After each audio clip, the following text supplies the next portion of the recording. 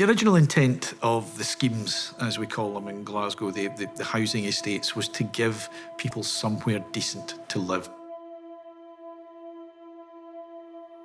Because it was so densely populated, they knocked everything down and they built these purpose-built housing estates, but outside the city centre.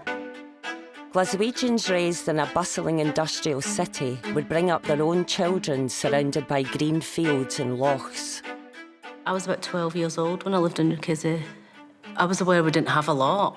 There was not many cars around, there was just lots of people around.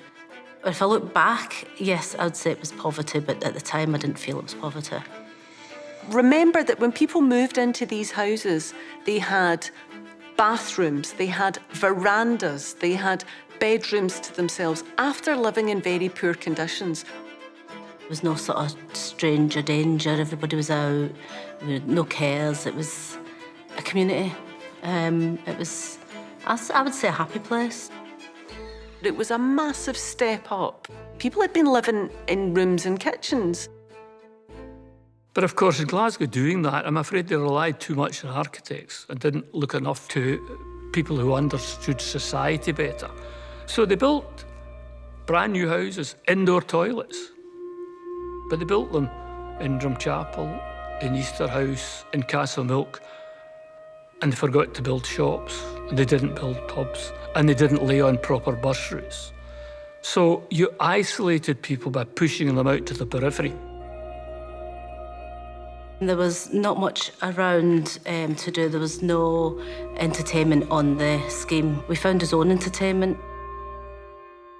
So one of the things that happened was grocery vans would come round and fish vans and, ice cream vans. And it was the high point of a lot of people's day. People would say to each other, the van, the van.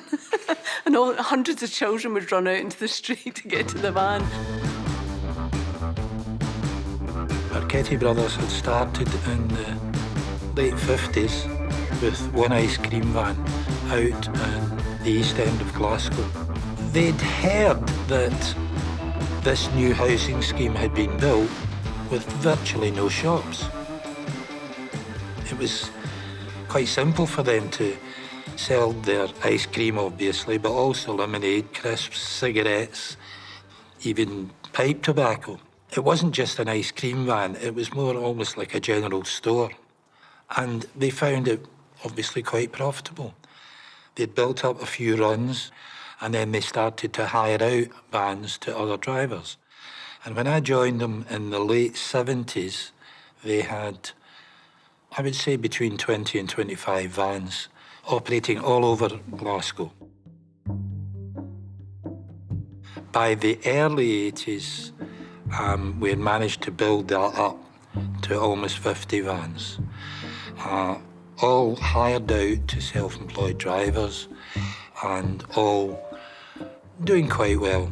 They would be operating at, 7, 8 o'clock at night, whereas what shops there were probably shut the doors at 5:30 or 6.